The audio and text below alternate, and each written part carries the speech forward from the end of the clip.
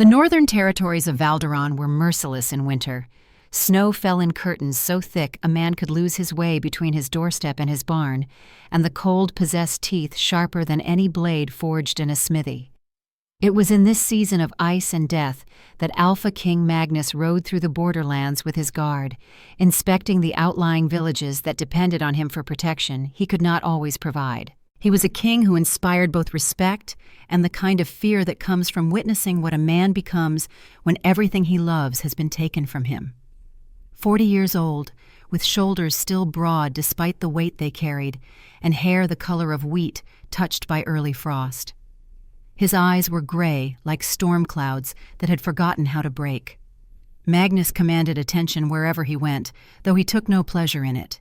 He had ruled the northern kingdom for 15 years, ever since claiming his throne at 25 after his father's death in a battle that should have been preventable. Those 15 years had been marked by strength and something the chroniclers called justice, by expansion of territory and protection of his people. But they had also been marked by losses that carved him hollow. His mate Isolde had died in childbirth 7 years ago, taking their unborn son with her into whatever darkness waits beyond the final breath.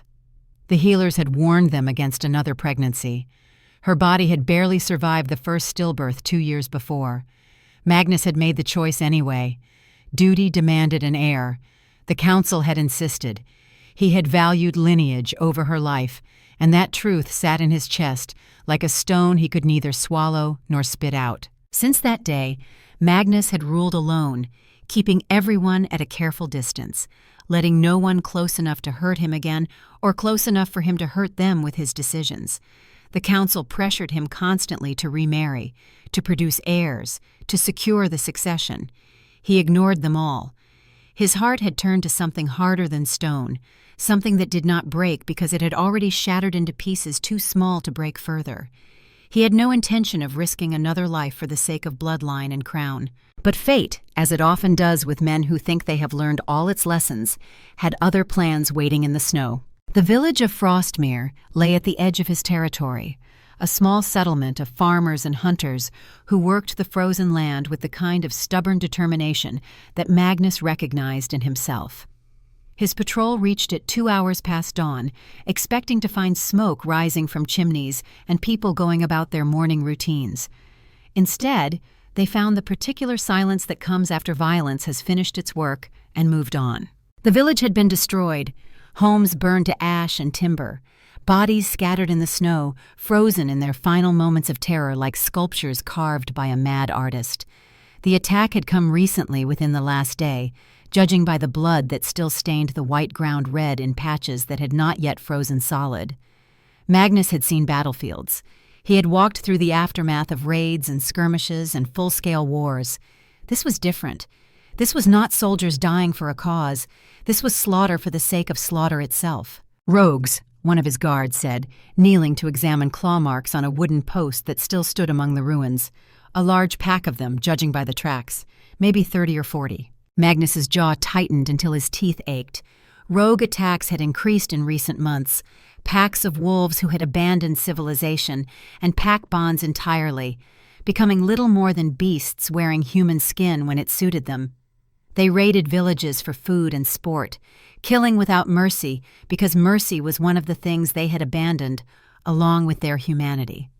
Dealing with them meant hunting them down one by one, and Magnus did not have enough warriors to patrol every mile of his vast borders.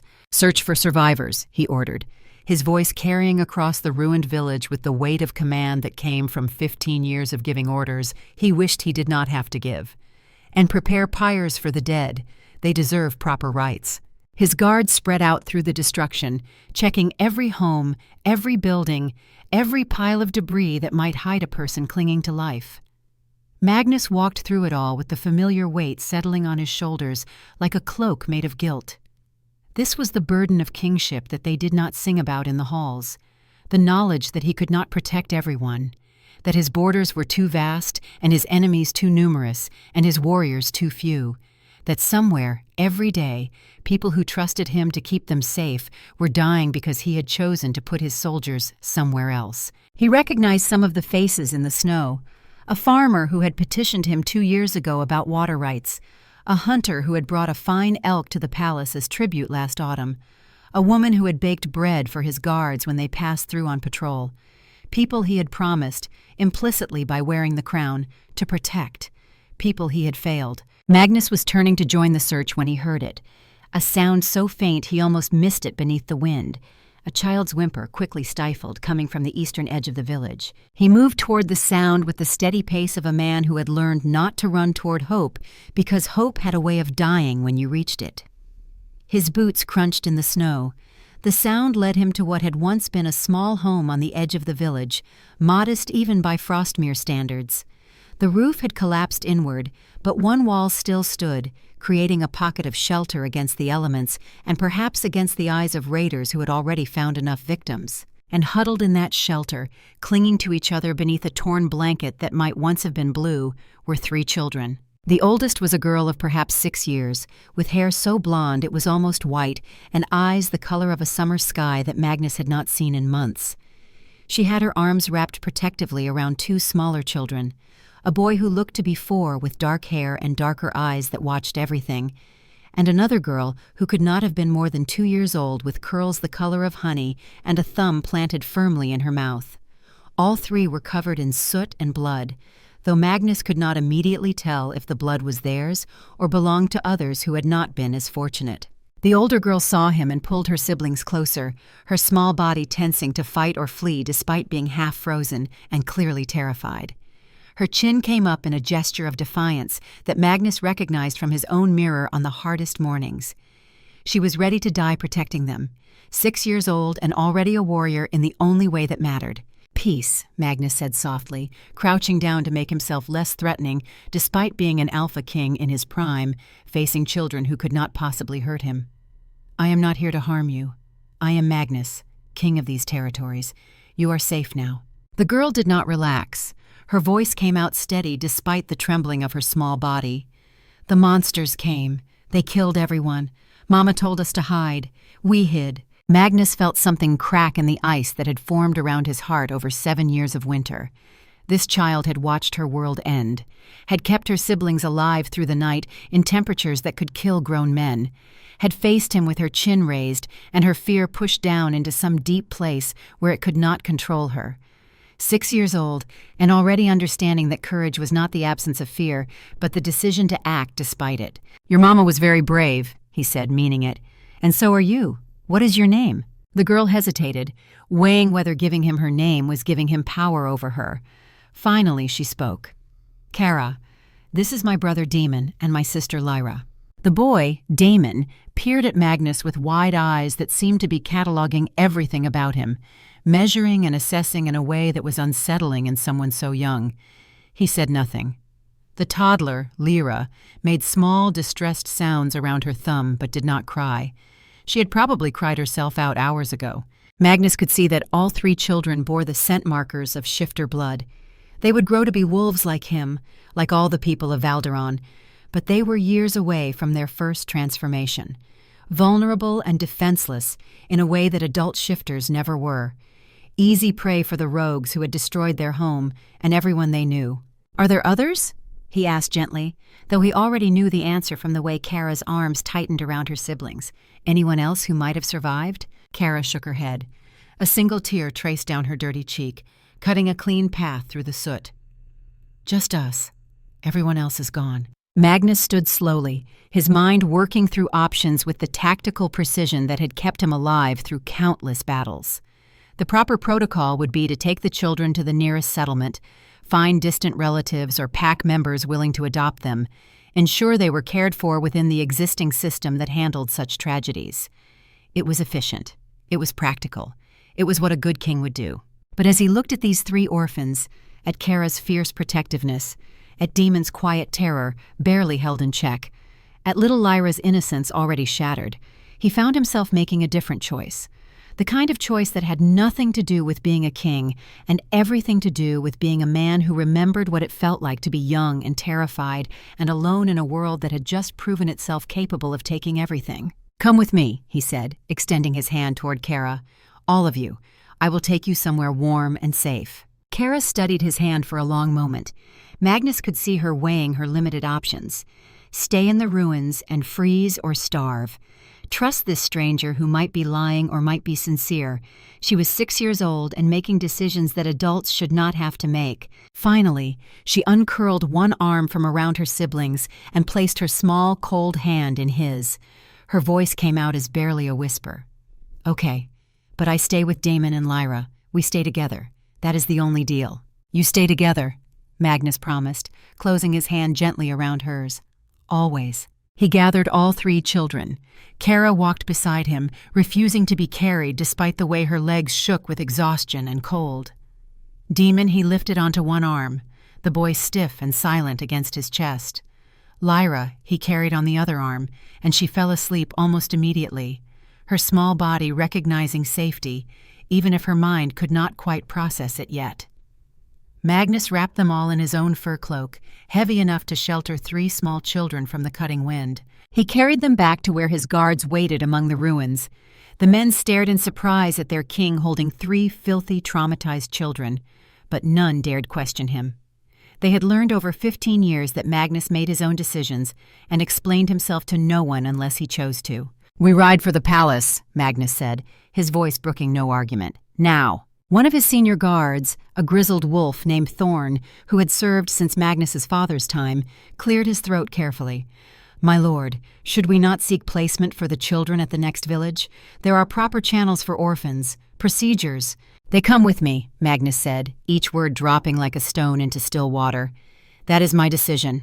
Thorn bowed his head in acknowledgement, though confusion was clear in his expression. Magnus did not explain himself. He could not have explained even if he wanted to.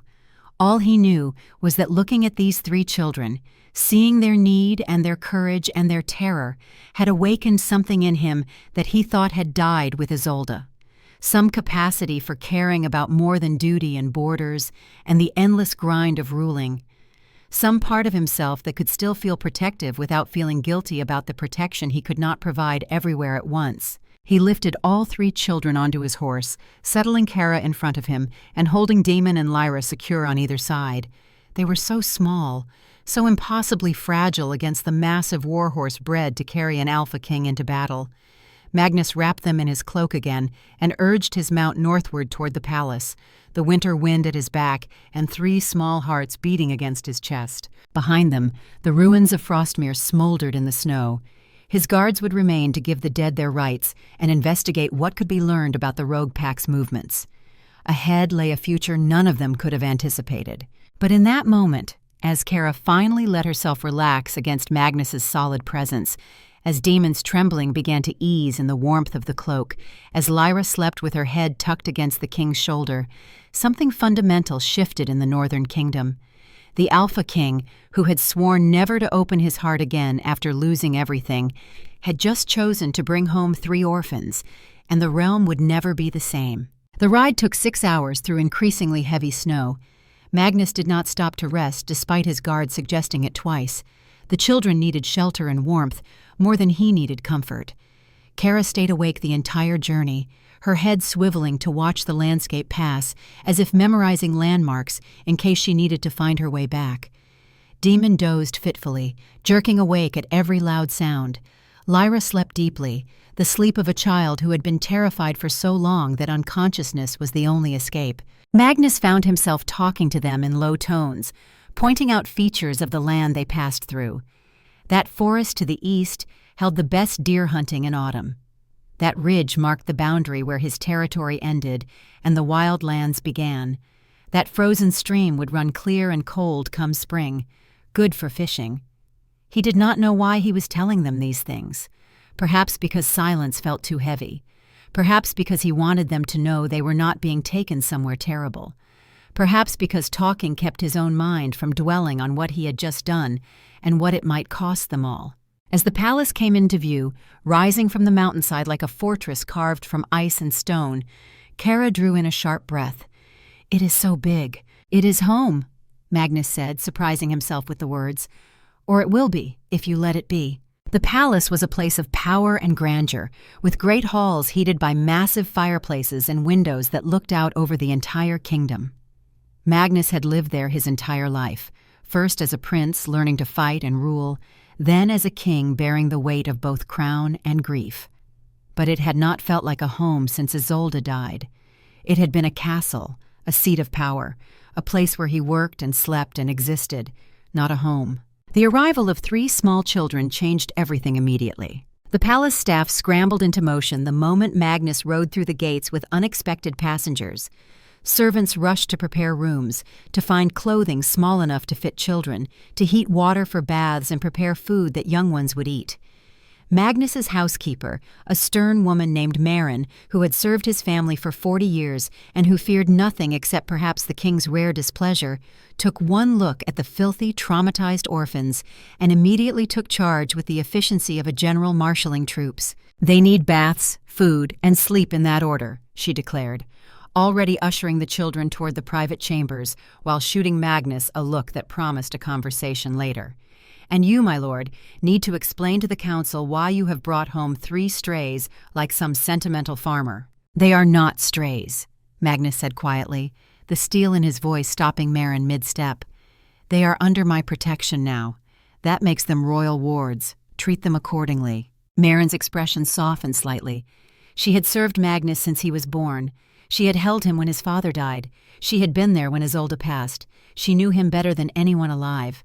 "As you say, my lord, I will see them cared for." Over the next few hours, Magnus watched from a careful distance as his household transformed to accommodate 3 children who had never seen such luxury and who probably thought it was some kind of dream they would wake from.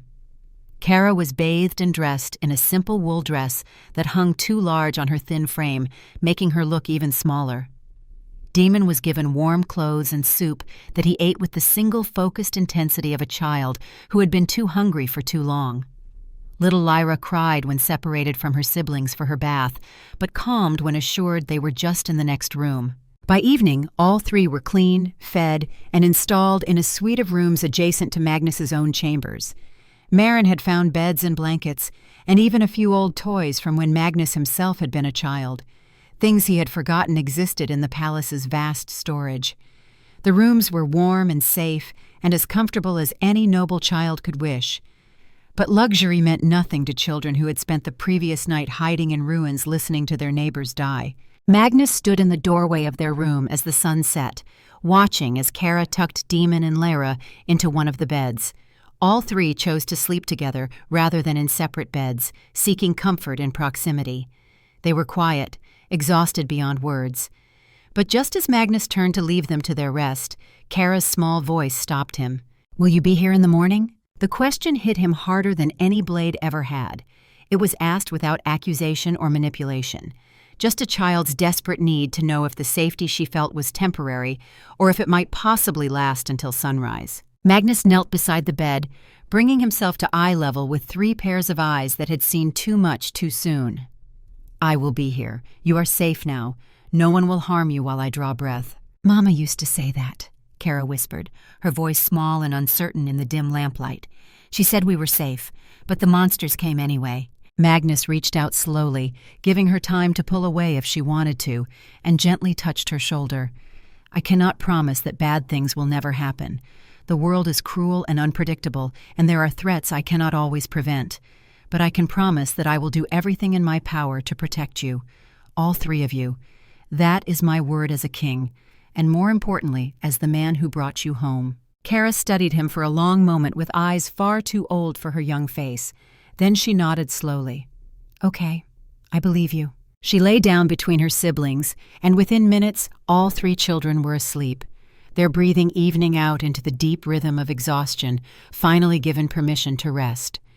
Magnus remained kneeling beside their bed for far longer than he intended, watching them breathe, feeling the weight of the promise he had just made settling onto shoulders that already carried the fate of a kingdom. What had he done? He was a king with a kingdom to run, enemies to fight, responsibilities that consumed every waking hour. He had no time to raise children. He had no experience caring for anyone who could not care for themselves. His own attempt at fatherhood had ended in tragedy and guilt that still kept him awake some nights. What made him think he could do better now? But as he looked at Kara's small hand curled protectively around Lyra's, at Daemon's troubled expression even in sleep, he knew he could not have made any other choice. These children had lost everything. They needed someone to stand between them and a cruel world. And Magnus, for all his faults and losses, was still a protector at heart. That had not died with Isolde. That could not die, or else he would be truly lost. He stood finally, his knees protesting after kneeling too long.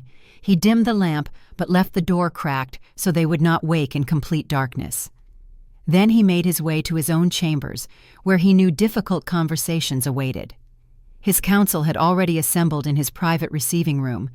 He could hear their voices murmuring through the heavy doors like distant thunder promising a storm. Magnus paused before entering, his hand on the door handle, and allowed himself one moment of doubt, one moment to question whether bringing 3 orphaned children into his complicated, dangerous life was wisdom or madness. One moment to remember Isolde's face and wonder what she would think of this choice. Then he pushed the doubt down into the same deep place where he kept all the other feelings that served no purpose, straightened his shoulders, and opened the door to face his council. Whatever came next, he had made his choice. Kara, Daemon, and Lyra were his responsibility now. He would not fail them the way he had failed so many others. The council was waiting. But so were 3 children who needed him to be more than a king. They needed him to be the one person in their shattered world who would keep his promises. Magnus stepped into the room and closed the door behind him. The council had indeed assembled, and their expressions ranged from confusion to barely concealed disapproval to something that might have been concern. They rose as he entered, bowing with the respect due their king, but Magnus could sense the questions building like pressure before a storm breaks. "Explain," said Lord Aldrich, his chief advisor and oldest friend, a man who had fought beside Magnus's father and who had taught Magnus himself to hold a sword. "Please tell me there is some strategic reason for bringing 3 orphaned children to the palace that I am simply not seeing."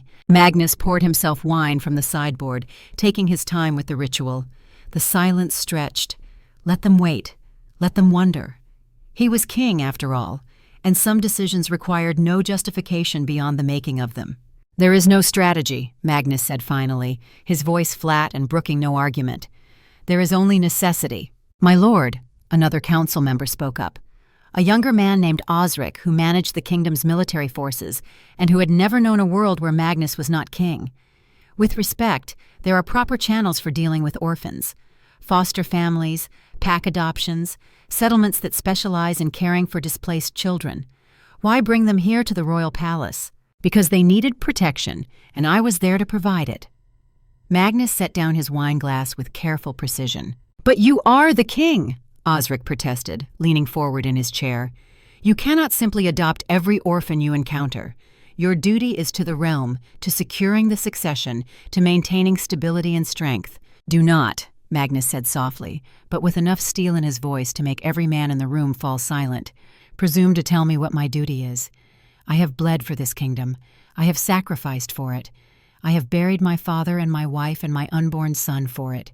I know my duty better than any man breathing." The council exchanged uneasy glances. Aldrich cleared his throat diplomatically, playing the role he had played for decades as the one who could speak truth to power without causing offense.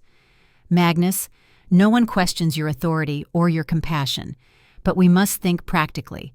These children will need care, education, protection. They will need a family. You are a king first. The demands on your time alone make this difficult, if not impossible." "I am aware of what I am," Magnus said, meeting his old friend's eyes. "I am also aware that those 3 children watched everyone they loved die, that they survived a night of freezing temperatures huddled in ruins, that they have no one left in this world. When I looked at them, when I saw what they had endured, I could not simply hand them off to strangers and walk away." "So what do you intend?" Aldrich asked quietly. "To raise them yourself?" "Yes." The word hung in the air like a challenge, like a declaration of war against common sense and tradition. "They will live here in the palace. They will be educated, trained, and protected as if they were my own blood. They will want for nothing, and anyone who has a problem with that decision is welcome to voice it now, so I can dismiss you from my service and find advisors who understand that a king's power means nothing if he cannot use it to protect the innocent when they cross his path." No one spoke. No one dared. The silence stretched until it became uncomfortable, until it became a living thing that pressed against the walls and made breathing difficult. Finally, Aldrich sighed and rubbed his temples in a gesture Magnus recognized from 30 years of friendship. You realize the realm will talk. The nobles will question your judgment. There will be those who see this as weakness, or who will try to use these children against you. Let them try, Magnus said, his expression cold enough to freeze blood. Anyone who threatens those children will answer to me personally. Make that known.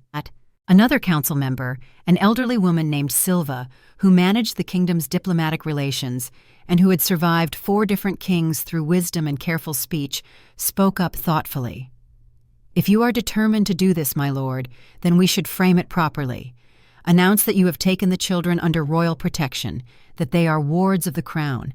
It will make their position official, give them status that prevents casual challenges or insults.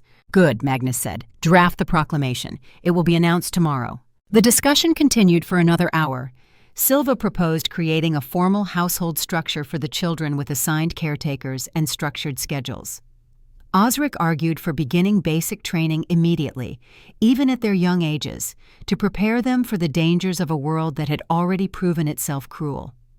Others debated education, socialization, how to prevent the children from being spoiled by palace luxury or traumatized by its formality. Magnus let them talk. He had learned long ago that councils needed to feel heard, even when the important decisions had already been made. But his mind was not on tutors or training schedules. His mind was on a small girl with white blonde hair who had looked him in the eye and demanded that her siblings stay with her, who had negotiated like a general despite being 6 years old and terrified. That kind of strength did not come from nowhere. That kind of courage was forged in circumstances he could only imagine. He thought about Kara's mother, whoever she had been, a woman who had told her children to hide, who had given them a chance at survival even as her own world ended. Had she known what was coming? Had she had time to be afraid, or had death come too quickly for fear? Had she died hoping someone would find her children, or had she died believing they would freeze in the ruins? Magnus would never know. The dead kept their secrets, but he could honor what that unknown woman had given her life to preserve. He could make sure her children survived and thrived and became something more than victims of a tragedy. He could give them the chance she had died to provide. When the council finally exhausted its arguments and suggestions, Aldrich remained after the others had filed out. He studied Magnus with the kind of look that came from decades of friendship and hard-won understanding. I am not going to tell you this is a mistake, Aldrich said quietly. I do not know if it is or not. But Magnus, you need to understand what you are doing. You are not just taking in 3 orphans. You are choosing to care again, to risk again, to open yourself to the kind of pain that comes when you love something that can be taken from you. Magnus met his old friend's eyes. I know what I'm doing. Do you?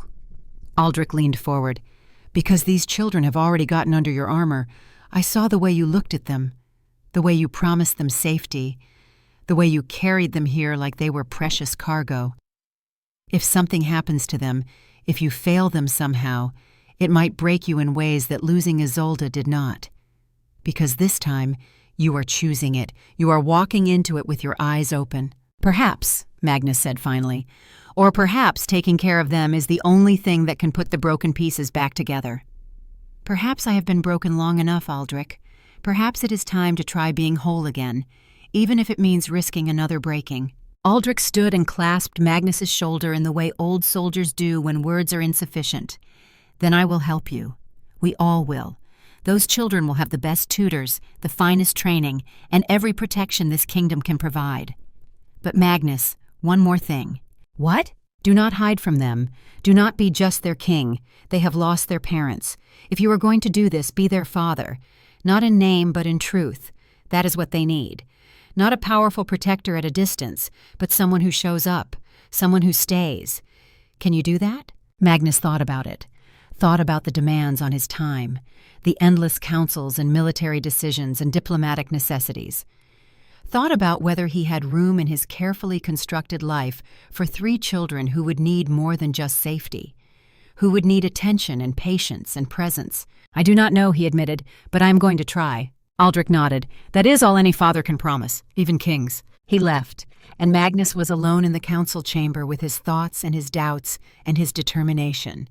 He extinguished the lamps one by one, watching the shadows deepen in the room where so many decisions had been made over the years. Decisions about war and peace, about treaties and taxes, about who would live and who would die based on where he sent his soldiers. Important decisions that shaped the fate of thousands. But somehow, the decision he had made today in the ruins of Frostmere felt bigger than all of them. More personal, more dangerous, more important in ways that had nothing to do with kingdoms and everything to do with the kind of man he was choosing to be. Magnus left the council chamber and walked the quiet halls back to the children's room. The palace was settling into its nighttime rhythms, servants moving on silent feet, carrying out the endless tasks that kept a royal household functioning. Guards changing watch with the crisp formality of military discipline, the familiar sounds that had surrounded him all his life as constant as his own breathing. He passed portraits of his ancestors hanging along the corridor, kings and queens who had ruled before him, whose blood ran in his veins, whose crowns he had inherited. They stared down from their frames with expressions of stern authority. Magnus wondered what they would think of their descendant bringing home 3 commonborn orphans. Whether they would see it as weakness or wisdom or simple madness. He found he did not care what they thought. They were dead. Their opinions were as frozen as their painted faces. He was alive. He had to live with his choices in the present, not justify them to the past. Magnus eased open the door to the children's room, moving quietly so as not to wake them. The lamplight had burned lower, casting deep shadows across the chamber. The 3 children were still asleep, still huddled together in one bed, despite having 3 beds available. Kara in the middle, her arms around her younger siblings even in sleep. Daemon curled on one side, his dark hair falling across his face. Lyra on the other side, her thumb still in her mouth, her breathing soft and even. They looked impossibly small in the large bed with its fine linens, small and fragile and completely dependent on the promises of a man who had failed so many promises before. Magnus felt the weight of responsibility settle onto his shoulders like a physical burden. He had given his word to protect them, to care for them, to be there in the morning and all the mornings after. He could not fail them, would not fail them, no matter what it cost him. As he watched, Kara's eyes opened. She looked at him across the dim room without surprise, as if she had known he would come back. Their gazes held for a long moment. Magnus saw in her young face a kind of ancient weariness, the look of someone who had learned too early that the world was not safe and that adults could not always keep their promises. He wanted to tell her that he was different, that he would keep his word no matter what, but actions meant more than words to a child who had watched her world burn. So instead, he simply nodded to her, a small gesture of acknowledgement. "I am here. I told you I would be, and I am." Kara studied him for another moment. Then, apparently satisfied, she closed her eyes again and settled back into sleep. The tension left her small shoulders. She had been waiting for him, had been holding herself partially awake to see if he would keep his promise about being there in the morning. And now that she had her answer, she could rest. Magnus pulled a chair from the corner and sat beside their bed. He had not planned to stay. He had councils in the morning, military reports to review, a kingdom to run. But sitting here in the quiet darkness, listening to 3 children breathe, felt more important than any of it. So he stayed, keeping watch, keeping his word, beginning the long work of teaching 3 traumatized children that some promises could be trusted. The night deepened around him. The palace grew quieter, and Magnus sat vigil beside 3 orphans who had lost everything and who were now his responsibility in ways that both terrified and steadied him. He thought about Isolde, wondered what she would say about this choice, thought she might approve. She had always believed in mercy over protocol, in compassion over cold efficiency. She would have brought them home too, he thought, would have seen their need and responded to it without hesitation. Perhaps that was part of why he had done it. Not just for the children, but for Isolde. To do what she would have done if she had been the one to find them. To honor her memory, not by staying frozen in grief, but by acting in ways that she would recognize as right, as human, as the kind of choice that made life worth living even when life was hard. The Wolf King sat beside 3 sleeping children and felt the first stirrings of something he had thought dead forever. Not happiness, perhaps, not yet, but purpose beyond mere survival, meaning beyond duty. the possibility that his life might contain more than just the weight of a crown and the burden of guilt. Outside, snow continued to fall over Valderon, covering the landscape in white, covering the ruins of Frostmere, where a village had died, covering the tracks of rogues who had killed without mercy, covering the world in a blanket that made everything look clean and new and possible. Inside, a king kept watch over 3 children, and in the silence, something began to heal. Something began to hope.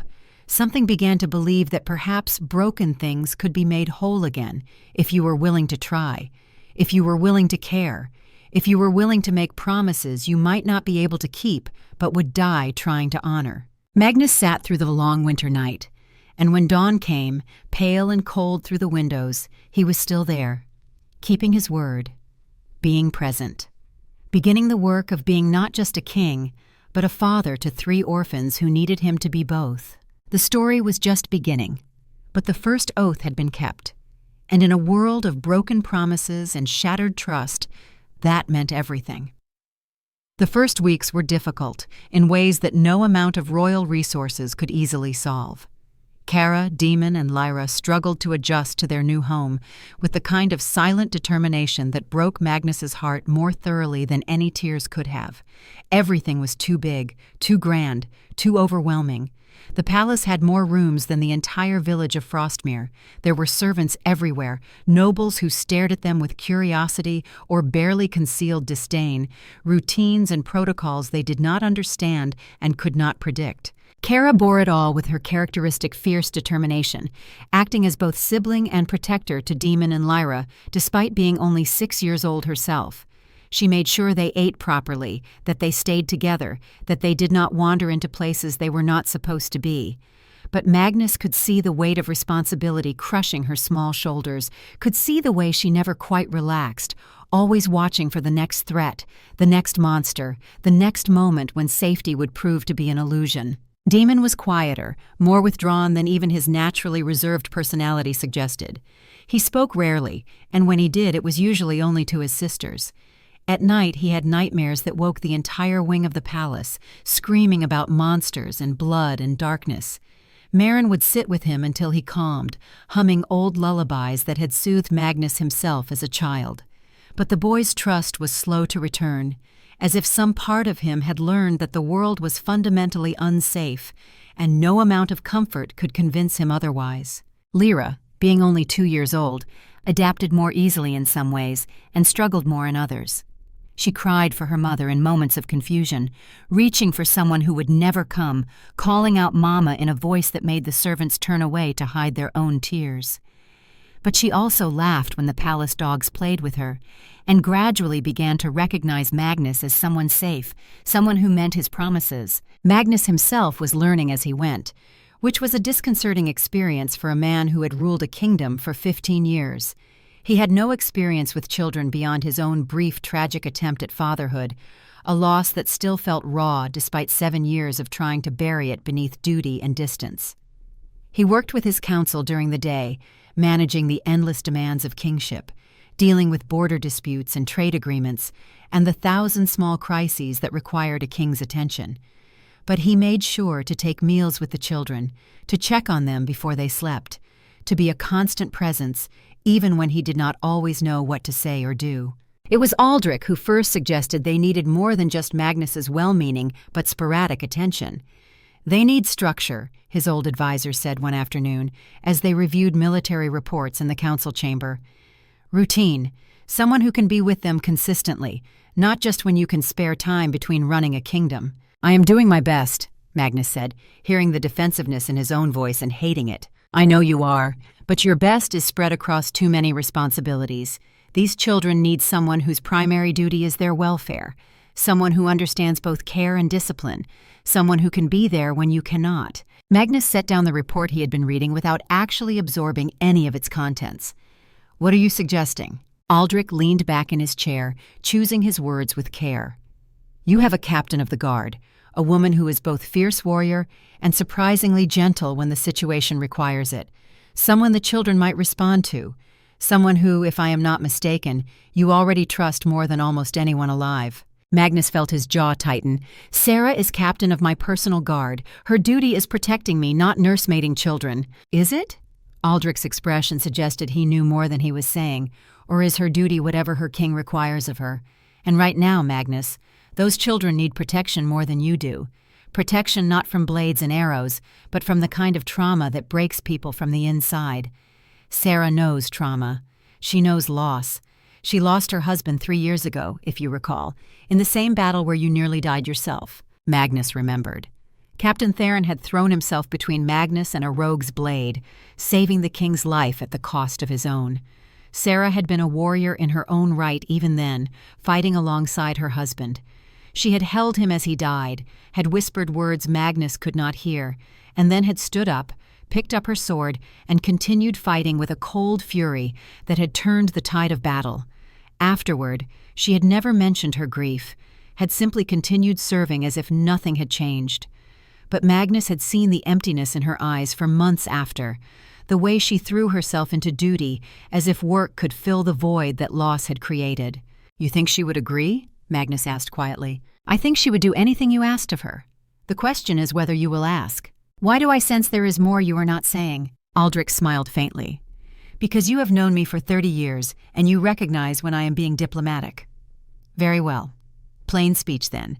Sarah has been in love with you for at least 5 years, probably longer. Everyone in the palace knows it, except apparently you. Or perhaps you do know it, and have been avoiding acknowledging it because you are still locked in grief over Isolde." Magnus opened his mouth to protest, then closed it again. He thought about Sarah, about the way she always seemed to know when he needed silence versus conversation, about how she had never questioned his decision to bring home 3 orphans when every other advisor had argued against it, about the times he had caught her watching him with an expression he had deliberately not examined too closely. "I cannot," he started to say. "Cannot what? Cannot care for someone? Cannot allow yourself to feel anything beyond duty?" "Magnus, Isolde has been dead for 7 years. She would not want you to spend the rest of your life as a ghost haunting your own palace. And before you argue, I knew her too. I know she would tell you to love again if you found someone worth loving, to be human instead of just a king." "This is not about me," Magnus said firmly, steering the conversation back to safer ground. "This is about what is best for the children." "Is it?" Aldrich stood to leave. "Well, consider this. Those children need stability and care from someone who can be present. Sarah can provide that. And perhaps in the process of helping them heal, she might help you heal as well. Or you can continue as you have been, spreading yourself too thin, failing everyone a little bit because you refuse to trust anyone enough to truly share your burdens." He left Magnus alone with his reports and his thoughts, and the uncomfortable realization that his oldest friend was probably right about all of it. That evening, Magnus found Sarah in the training courtyard, working through sword forms with a precision that came from decades of practice. She moved like water, like wind, each motion flowing into the next with deadly grace. Magnus watched from the shadows for several minutes before announcing his presence, appreciating the skill of someone who had earned their rank through merit rather than birth. "You fight beautifully," he said, stepping into the lamplight. Sarah completed her form before turning to face him, not even breathing hard despite the complexity of the movements. "Thank you, my lord. Was there something you needed?" "Yes." Magnus gestured for her to sit on one of the benches that lined the courtyard. "I have a request. Not as your king, but as someone who needs help and does not know where else to turn." Sarah sat, her expression guarded but attentive. "I am listening. The children are struggling. I am doing what I can, but my time is divided among too many demands. They need someone who can be with them consistently. Someone who understands both discipline and compassion. Someone I trust completely." He paused, meeting her eyes. "I would like that someone to be you." Sarah blinked, surprise flickering across her face before she schooled it back to neutrality. "You want me to care for the children, to be their nursemaid?" "Not their nursemaid, their guardian, their teacher, someone who can help them navigate this new life while I handle the kingdom, someone who can give them the stability and attention they need while I am occupied with matters I cannot delegate." He hesitated, then added more softly, "Someone who might understand what they are going through, having lost someone yourself." Sarah was quiet for a long moment, her scarred hands resting on her knees, her expression distant. Finally she spoke, her voice carefully neutral. "My husband died protecting you. For 3 years I have served as your guard, putting myself between you and every threat, because his last words were to keep you safe. And now you ask me to step away from that duty, to care for 3 orphaned children?" Magnus felt something sink in his chest. "If you do not want to, I understand. It was presumptuous of me to ask. I will find someone else. I did not say I did not want to." Sarah looked at him directly, and Magnus saw something fierce and complicated in her eyes. "I said I have spent 3 years protecting you because my husband asked me to." But Magnus, he also said something else.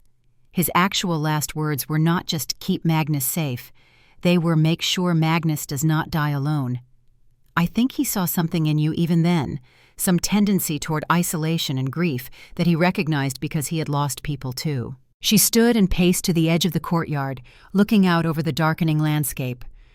"I will help with the children, not because you command it, though you are my king and I would obey. I will help because Theron was right. You need people in your life who are not just subjects or soldiers. You need a family, even if it is a strange one made of orphans and widows and old promises.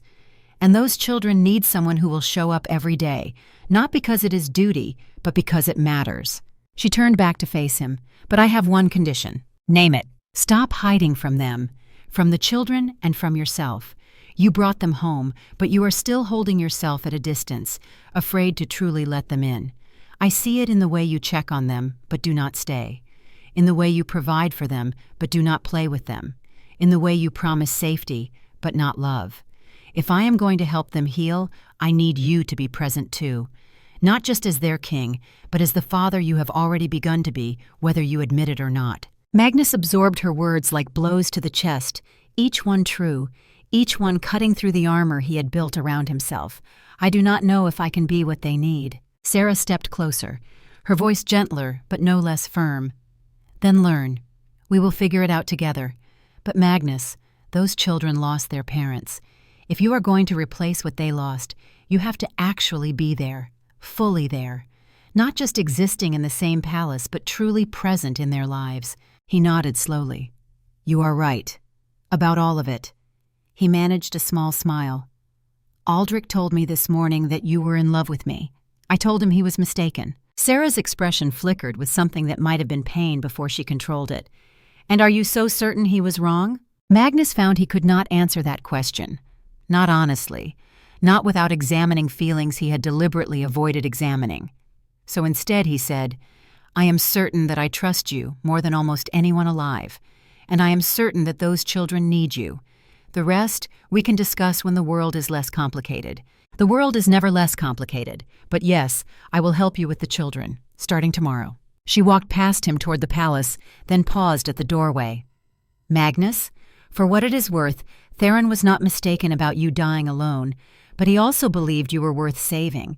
I think he was right about that too." Then she was gone, leaving Magnus alone in the courtyard with his thoughts and the growing realization that his carefully controlled life was becoming messier and more complicated and possibly more alive than it had been in 7 years. The next morning, Sarah began her new role with the same competence she brought to everything. She established routines that gave the children predictability. Morning exercises and training appropriate to their ages, lessons in reading and writing and mathematics, afternoon activities that let them be children instead of traumatized survivors, evening rituals that eased them into sleep. But more than that, she gave them presence. She sat with Daemon during his nightmares, not hushing him or telling him to be brave, but simply being there until the terror passed. She taught Kara that protecting her siblings did not mean carrying everything alone, that asking for help was not weakness. She played with Lyra with a gentleness that surprised the palace staff who only knew Sarah as a fierce warrior. And she kept her word to Magnus about his own involvement. When he tried to simply check on the children before bed and leave, she stopped him. Sit with them. Read them a story. Answer Daemon's questions about the kingdom. Listen to Kara talk about her training. Hold Lyra when she asks for it. Be their father, not their king. It was uncomfortable at first. Magnus was not accustomed to the simple intimacy of family, had not experienced it since his own childhood, and certainly not since becoming king. But gradually, as days turned to weeks, he found himself looking forward to those evening hours. Found himself genuinely interested in Kara's progress with a wooden practice sword.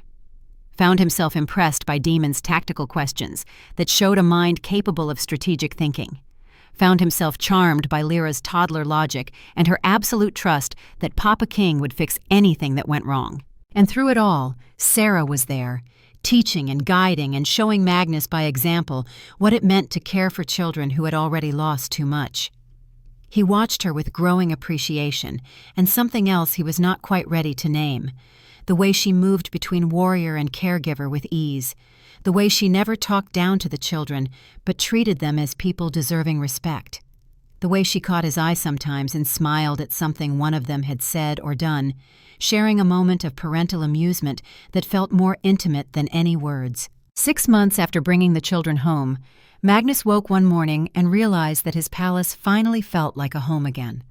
Not the same home it had been with Isolde, but something new, something built on different foundations, but no less real. 3 children were bringing life back to halls that had been too quiet for too long. And a warrior woman, who had lost as much as he had, was showing him how to live again instead of just surviving. But the realm was not entirely pleased with these developments. Lord Corvus, the southern noble who had opposed taking in the children from the beginning, had not forgotten his objections.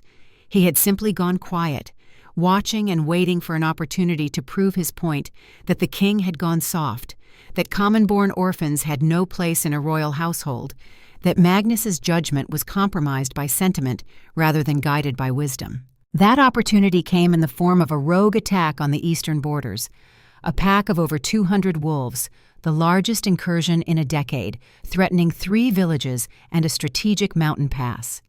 It was the kind of threat that required the Alpha King's personal attention. Magnus's presence would inspire his troops and provide the raw power needed to break such a large rogue force. But it also meant leaving the palace, leaving 3 children who were just beginning to trust that their new home was stable, leaving them during the final days of the 90-day trial period that the council had imposed, after which Corvus and his faction could argue the experiment had failed if the children showed signs of not adapting. Magnus stood in his chambers at dawn, armor half-fastened, staring at his reflection in the mirror and hating every choice in front of him. Duty to his kingdom demanded he lead his warriors against this threat. Duty to 3 orphans demanded he stay and protect them during their most vulnerable time. There was no good choice. There was only choosing which responsibility to fail. A knock at his door. "Come." Sarah entered, already dressed for travel, weapons ready. "I heard about the eastern attack. When do we ride?" "We do not. I ride. You stay here with the children." Sarah's expression shifted to something between surprise and protest. "Magnus, you need your personal guard. The battle will be dangerous. That is exactly when you need your best warriors beside you. I need you here more." Magnus turned to face her fully. "Corvus will use my absence to push for the children's removal. He has been waiting for an excuse.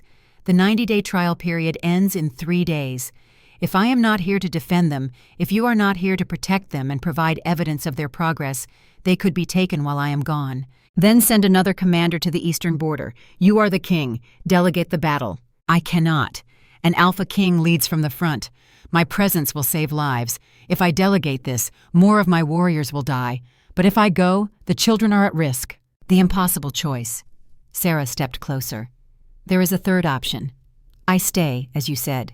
I guard the children and document their progress and keep Corvus from doing anything while you are gone. I give you my oath that they will be safe." Magnus wanted to protest that he needed her in battle, that she was his best warrior, that her absence would make victory more costly. But the truth was he needed her here more, needed to know that someone competent and trustworthy and fierce was standing between 3 vulnerable children and the political predators who wanted to use them as pawns. "How long can you hold the palace?" he asked quietly. "As long as necessary." She met his eyes with absolute certainty. "I held my husband as he died and then kept fighting. I can keep 3 children safe for a few weeks. Trust me, Magnus." "I do. That is why I am asking." He finished fastening his armor, each buckle and strap a deliberate motion that kept his hands busy while his mind worked through contingencies. "Keep them to routines. Do not let them see your worry. Make sure they know I am coming back." "They will know." Sarah paused, then added more softly, "And Magnus? Come back. Not just for them, for all of us." There was weight in those last words that Magnus did not have time to unpack. He had an army to lead, and a battle to win, and children to protect by leaving them in capable hands. So he simply nodded, picked up his sword, and walked out to face the dawn, and the long ride east, and the violence waiting at the end of it. Behind him, Sarah stood in his chambers and whispered a prayer to gods she was not sure she believed in anymore. "Keep him safe. Keep them all safe. And let me be strong enough to do what I promised." Then she went to wake 3 children and tell them their father was leaving but would return, and hope that she was not lying about the second part. The weeks Magnus was gone were harder than Sarah had anticipated, not because the children were difficult, but because they were scared in ways they tried desperately to hide. Kara threw herself into training with Bjorn until she was exhausted, as if perfecting her sword forms could somehow bring Magnus back faster. Daemon stopped talking almost entirely, retreating into the same shell he had been in when he first arrived. Lyra cried for Papa King every night, asking when he was coming home in a voice that broke Sarah's heart. And underneath it all, the political pressure built. Corvus made daily appearances at the palace, ostensibly checking on the kingdom's affairs in the king's absence, but really gathering ammunition for his case against the children. He watched them with cold calculation, noting every tear, every moment of difficulty, every sign that these orphans were not adapting as seamlessly as Magnus had hoped. On day 87 of the trial period, Corvus arrived with 2 other council members for an official evaluation. Sarah met them in the main hall, the children arranged beside her. They had practiced for this. She had drilled them on protocol and proper behavior until they could perform their roles in their sleep, but she could feel their fear like a living thing. "Lord Corvus," Sarah said formally, "to what do we owe this inspection?" Corvus smiled without warmth. "The trial period ends in 3 days, Captain. The council must evaluate whether these children have successfully integrated into royal life or whether they should be placed elsewhere for their own good and the kingdom's stability. They have integrated beautifully, as you can see. They are healthy, educated, and thriving under royal care." "Are they?" Corvus turned his attention to the children. "Tell me, child," he addressed Kara directly. "Are you happy here?" Kara met his gaze steadily, her chin raised in that gesture of defiance that reminded Sarah so much of Magnus. "Yes, my lord. This is our home now. And you understand that King Magnus has responsibilities to his realm that may prevent him from being the attentive guardian you need?" Kara's jaw tightened. "Papa King has responsibilities, we understand, but he has never made us feel unwanted or unimportant. He keeps his promises." Corvus moved to Daemon. "And you, boy? Do you feel this is where you belong?" Daemon looked at Sarah, his expression asking for permission. She nodded slightly. He turned back to Corvus and spoke, his voice quiet but clear. "King Magnus saved us. He brought us home. He provides for us. That makes this where we belong." "Pretty words," Corvus said dismissively, "likely coached by your handler here." Sarah felt her temper flare but kept her voice level. "I have coached them in nothing except honesty and respect. They speak their own truth." "We shall see." Corvus turned to leave, then paused. "I notice the king has been absent for over 2 weeks, fighting rogues in the east, I am told. Tell me, Captain, does it not concern you that he rides into danger while you remain behind to nursemaid children? What would your late husband think of such duty?" The words were calculated to wound, and they hit their mark. But Sarah had been a warrior for too long to give Corvus the satisfaction of seeing her flinch. "My husband's last wish was that Magnus not die alone. Helping him build a family honors that wish more than following him to every battle. And these children are no burden. They are the best duty I have been given." Corvus studied her with narrowed eyes. "You have grown attached to them. How unfortunate when they will be removed in 3 days and sent to appropriate placement. That decision rests with the king, not with you. The king who is not here. The king who chose battle over his supposed children. That tells me everything about his true priorities. Good day, Captain." He swept out with his companions, leaving Sarah trembling with controlled rage. Beside her, Kara's small hand slipped into hers. "Is he going to take us away?" Sarah knelt to look all 3 children in the eyes. "Not if I have anything to say about it. Your father is coming home. And when he does, we will make sure everyone understands that you belong here, that you are wanted, that you are family." "How do you know Papa King will come back?" Lyra asked, her thumb in her mouth, her eyes huge with worry. Because he promised. And because I know him. He would fight through every rogue in Valderon to keep his word to you. She pulled all 3 children into her arms. We hold together until he returns. Can you do that? They nodded against her shoulders, and Sarah sent up another prayer to gods she hoped were listening. Come home, Magnus, we need you more than you know. More. On the morning of day 90, Magnus rode through the palace gates, bloody, exhausted, and victorious. The battle had been brutal. He had lost 23 warriors, names and faces he would carry with him, but they had broken the rogue pack and secured the eastern borders. He had done his duty to his kingdom. Now he needed to do his duty to his children. He dismounted and immediately asked for Sarah and the children. Found them in the training courtyard where Kara was working through forms with a wooden sword while Daemon watched and Lyra played with the palace dogs. They had not heard him arrive. He took a moment just to watch them, these 3 lives that had become so central to his own in just 3 months. Then Lyra looked up and saw him, her face transformed. Papa King! She ran to him, and Magnus caught her up despite his exhaustion, despite the pain from wounds not quite healed. She wrapped her arms around his neck and buried her face in his shoulder. You came back. You came back. I promised I would. Magnus held her close. Did you doubt me? A little, Lyra admitted, but Captain Sarah said you always keep your promises. Kara and Daemon had approached more slowly, but their relief was no less profound. Magnus set Lyra down and knelt to gather all 3 children. I am sorry I had to leave, but I am here now, and I am not going anywhere. Sarah cleared her throat from where she stood watching. Welcome home, my lord. Your timing is impeccable. The council meets in 2 hours to render judgment on the trial period. Then I need to clean up and prepare. Magnus stood, reluctant to release the children, but knowing duty called again. Sarah, walk with me. Children, I will see you at the council meeting. They watched him go with Sarah, their eyes full of hope and fear in equal measure. Magnus waited until they were out of earshot before speaking. Tell me honestly, how bad is it? Corvus has been building his case. He argues that the children are traumatized and unstable, that they have not integrated, that your absence proves you cannot balance your duty to them with your duty to the realm. He has 3 council members supporting his position. It will be close. Can we win? Sarah was quiet for a moment. That depends on whether you are willing to make a declaration that will have political consequences. What kind of declaration? The kind where you stop calling them wards and start calling them your children. Officially, publicly, where you claim them as heirs not just to your protection but to your legacy. Corvus's argument falls apart if you commit fully. But Magnus, that means choosing them over the council's desire for you to remarry and produce legitimate heirs. It means closing certain political doors. It means making them targets for anyone who sees them as obstacles to power. Magnus thought about 3 children huddled in ruins, about Kara's fierce courage and Daemon's quiet strength and Lyra's innocent trust, about the way his empty palace had become a home again, about Sarah's steady presence helping them all heal, about what mattered more than politics and bloodlines and the endless game of power. Prepare the documents, he said. I will claim them as my children before the council today. Let Corvus and anyone else who objects be on record. Sarah smiled, fierce and proud. Yes, my lord. Magnus paused. And Sarah? Thank you. For keeping them safe.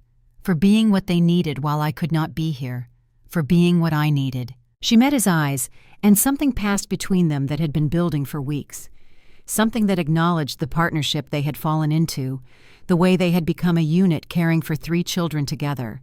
Something that acknowledged the attraction that had always been there, but was now complicated by shared purpose and mutual respect, and the intimacy of creating a family together. Any time, she said quietly. For you, Magnus, and for them. Any time. Then she turned and walked away to prepare the legal documents that would change 3 lives forever. And Magnus went to prepare for a council meeting that would determine whether his kingdom accepted his choice or whether he would have to choose between crown and children. He knew which choice he would make if it came to that. The crown had taken enough from him. He would not let it take this too. The council chamber was packed, every member present. galleries filled with nobles who had come to watch the drama unfold. 3 small children sitting in chairs too large for them, holding hands, faces pale but determined. Sarah standing behind them like a guardian angel with a sword. And Magnus on his throne, looking every inch the Alpha King despite his exhaustion, despite his healing wounds, despite everything he had been through. He called the council to order with a voice that brooked no dissent. We are here to discuss the status of 3 children who have been under royal protection for 90 days. Lord Corvus, you have raised concerns. Present them now. Corvus stood, his arguments polished and devastating. He spoke of traumatized children who woke screaming, of the king's inability to be present, of the political necessity of legitimate heirs and stable succession, of the precedent being set if commonborn orphans could claim royal status through sentiment rather than blood. He was eloquent and logical and persuasive. When he finished, the chamber was silent. Several council members nodded agreement. The political tide seemed to be turning against Magnus's decision. Then Magnus stood, and when the Alpha King stood, everyone else sat. You speak of bloodline and precedent and political stability, Lord Corvus. You speak of duty and tradition and what is proper. You are not wrong in your arguments, but you are missing something crucial. He stepped down from his throne and walked to where the 3 children sat. He placed his hands on their shoulders. These children watched everyone they knew die. They survived cold that would have killed grown men. They faced me in the ruins of their world with more courage than most warriors show on battlefields. And in the 3 months they have been here, they have shown resilience, intelligence, loyalty, and strength that I would be proud to claim from any bloodline. He paused, meeting the eyes of every council member. But more than that, they have reminded me what it means to be human instead of just a king. They have taught me that power without compassion is tyranny, that duty without love is slavery, that a crown means nothing if I use it to make only the politically expedient choices instead of the right ones. Turning to face the assembled council fully, Magnus delivered his declaration. I hereby claim Kara, Daemon, and Lyra as my acknowledged children, not wards, not orphans under temporary protection. My children, with all the rights and responsibilities that entails. They will be educated as royalty. They will be trained as warriors and leaders, and they will be recognized as princes and princess of this realm. The chamber erupted. Some council members rose in protest. Others applauded. Corvus's face went red with rage. Magnus raised his hand and silence fell like a curtain dropping. Lord Corvus, Magnus said, his voice carrying across the suddenly silent hall. You stand accused of attempting to undermine the authority of your king. Your machinations during my absence have been noted. I give you one warning. 1. Accept this decision or remove yourself from my council and my territories. The choice is yours. Corvus stood frozen, calculating. Finally, he bowed stiffly. As my king commands. But know that the Southern Lords question this judgment. Let them question. Magnus's voice was cold. But they will not act against it. Not if they value their positions. Sarah stepped forward, presenting the formal documents. They bore the king's seal. The declaration was official, binding, irreversible. Corvus swept from the chamber with several supporters, his fury barely contained. It was a political wound that would fester. But Magnus had made his choice. The council session concluded. Magnus lifted Lyra into his arms and offered his hands to Kara and Daemon. Come, let us go home. As they walked through the palace halls, servants stopped to watch. The declaration had already spread. Some smiled, approving. Others looked worried about the political fallout. That night, after the children were finally asleep, Magnus found himself in his study with Sarah. She poured 2 cups of wine and settled across from him. You are thinking about the consequences, she said. Magnus picked up the wine. I knew there would be consequences, but I wonder if I have made things harder for them. If my protection has painted targets on their backs. Corvus was always going to be an enemy. You forced him to show his hand. That has value. Sarah leaned forward. Those children have you, me, Aldrich, and half the council.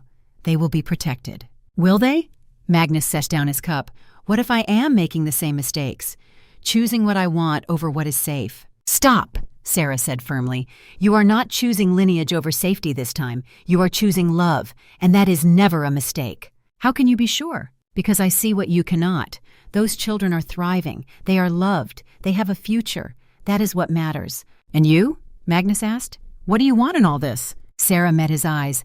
"I want you to stop punishing yourself. I want you to see that you are worthy of happiness." She reached across the desk. "And selfishly, I want you to give us a chance to see if this partnership we have built could become something more." Magnus looked at their hands touching. Two people scarred by loss, finding their way towards something new. "I am afraid," he admitted. "Fear means you care. It means you are alive. But Magnus, we cannot let fear make all our decisions." He stood and pulled her close. "Those children come first, always. If something forces a choice, I choose them." "I know," Sarah said. "That is why I love you." They stood together in the quiet study, two people who had survived impossible losses, finding comfort in shared warmth. No grand promises, just the simple acknowledgement that they were building something worth protecting. Outside, 3 children slept peacefully, safe in the knowledge that they were wanted, that they belonged, that they had a father who would fight the world to keep them. And in that moment, broken things began to heal. The Wolf King had found his way back to being human, and the family he had built from ashes was teaching him that some oaths were worth any price. 5 years passed, like water flowing over stone, changing everything slowly but inexorably. The children who had arrived as traumatized orphans grew into something remarkable. Kara at 11 had mastered basic sword forms and showed a tactical mind that impressed even the oldest warriors. Daemon at 9 possessed a strategic understanding that made military commanders seek his input on defensive planning.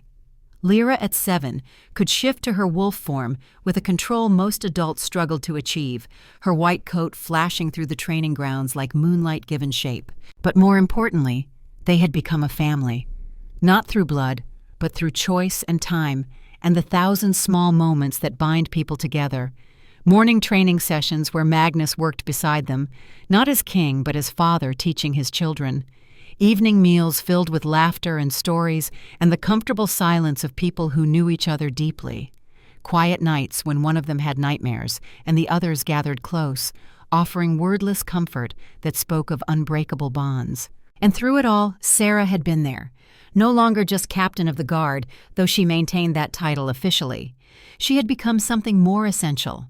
Teacher and guardian, and the steady presence that held them all together when Magnus's royal duties pulled him in too many directions. She trained the children with patient intensity, teaching them not just how to fight, but why to fight, instilling honor and discipline alongside skill. The relationship between Magnus and Sarah had deepened over those 5 years into something neither of them had expected to find again. Not the passionate intensity of youth, but something richer. Partnership built on mutual respect and shared purpose and the quiet intimacy of caring for 3 children together. They had not married, not yet, though the entire palace knew they loved each other. Magnus had been cautious, unwilling to rush into vows when his first marriage had ended in tragedy. Sarah had been patient, understanding that some wounds took time to fully heal. But recently something had shifted. Magnus had begun to feel that perhaps it was time, that perhaps honoring Isolde's memory meant allowing himself to fully embrace this new life rather than holding part of himself in permanent mourning. That perhaps Sarah deserved more than stolen moments and unspoken promises. On a spring morning with the snow finally melting and hope hanging in the air like birdsong, Magnus found Sarah in the armory checking weapons with her usual thoroughness. He watched her for a moment, appreciating the competence she brought to everything, the way she moved with unconscious grace even in the mundane task of inventory. "I have been thinking," he said, and she looked up with a slight smile. "That is always dangerous for a king." "I have been thinking about vows and promises and the future." He stepped closer, suddenly uncertain despite having ruled a kingdom for 20 years. "I have been thinking that I would like to marry you, Sarah, properly, publicly, not someday in the distant future, but soon. This spring, if you are willing." Sarah set down the sword she had been inspecting, her expression unreadable for a long moment. Then she crossed to him and took his hands in hers. "I have been willing for 5 years, Magnus. I was just waiting for you to be ready." "I am ready. I think I have been ready for a while. I just needed to admit it to myself." He pulled her close. "Will you marry me? Will you be my queen and the mother to those children in truth as you already are in practice?" Yes, she said simply, yes to all of it. They kissed then, not with the desperate passion of new love, but with the deep certainty of people who had already weathered storms together and knew they could weather more. When they pulled apart, Magnus was smiling in a way that made him look years younger. Spring wedding then, 2 months. That gives us time to prepare and announce and deal with whatever political fallout my marrying a soldier creates. There will be fallout, Sarah warned. Some nobles will argue I am beneath you in station, that you should marry for political alliance rather than love. Let them argue. I have spent 20 years making choices for political benefit. This choice is for me, for us, for the family we have built. They told the children that evening, gathering them in the private sitting room that had become their informal gathering place. Magnus had worried about how they would react, whether they might feel threatened by formalizing his relationship with Sarah. But Kara's face broke into a genuine smile. Finally, she said, we have been wondering when you would ask her. You knew? Magnus looked between the 3 children. Everyone knew, Daemon said with the hint of a smile. You are not as subtle as you think you are, Father. Are you happy about this? Magnus asked, needing to hear them say it. Are you joking? Lyra bounced in her seat. Captain Sarah is already basically our mother. This just makes it official, and we get a wedding, with cake. Sarah laughed and pulled Lyra into a hug. Yes, there will be cake, and you 3 will stand with us during the ceremony, if that is acceptable to you. More than acceptable, Kara said quietly. It is perfect. But beneath the joy and celebration, storm clouds were gathering that none of them could yet see. Lord Corvus, who had retreated to his southern holdings after his humiliation 5 years ago, had not been idle. He had nursed his grudge and built his network and waited for the perfect opportunity to strike at the king who had shamed him and the commonborn children he saw as abominations against proper order. And what could be more perfect than a royal wedding? An event that would bring together nobles from across the kingdom, a celebration that would lower guards and create opportunities. Corvus had discovered something in his years of searching through ancient texts and forbidden knowledge. A ritual called the Raven's Bargain, dark magic that had been outlawed for centuries. Magic that could swap consciousness between 2 bodies, trapping one mind while the other took control. If Corvus could perform the ritual during the wedding ceremony, he could trap Magnus's consciousness in his own aging body while taking over the king's form. He would rule as Magnus, with all the power of the Alpha King, while the real Magnus died slowly in Corvus's failing flesh. And with the king replaced, the commonborn children could be disposed of quietly. The natural order would be restored. Corvus worked carefully, recruiting allies who shared his views on bloodline purity. He gathered the components needed for the ritual, dark things acquired through darker means. He planted agents in the palace staff, people who could observe and report and position the magical artifacts needed for the ceremony. Everything had to be perfect. The timing had to be precise, one chance to seize everything. But Corvus had underestimated Daemon. The quiet boy who spoke rarely but observed everything had noticed small irregularities over the past months. Supplies arriving at odd hours, servants who behaved strangely after trips to the southern territories, coded messages intercepted by the informal network of loyal staff Daemon had been cultivating since he was 7 years old. 2 weeks before the wedding, Daemon brought his concerns to Magnus and Sarah in the war room, spreading out documents and testimonies he had carefully assembled. Someone is planning something. I do not have all the pieces yet, but Lord Corvus is involved. Shipments of strange materials, meetings with exiled practitioners of dark magic. A pattern of activity centered on the wedding date. Magnus studied the evidence with growing concern. This is solid intelligence work, son. Better than what some of my paid spies produce. But do you have any idea what they are planning specifically? Not yet, but I have people watching Corvus's agents in the city. They have been visiting the Great Hall under various pretexts, leaving things behind. Small objects concealed where most people would not look. Magical artifacts? Sarah leaned forward. Possibly. The pattern suggests placement for some kind of ritual, something requiring precise positioning. The next days were tense. Magnus and Sarah continued wedding preparations publicly while privately preparing for battle. Extra guards positioned without obvious reason, loyal soldiers briefed on potential threats, Sarah personally inspecting every delivery. 3 days before the wedding, the breakthrough came.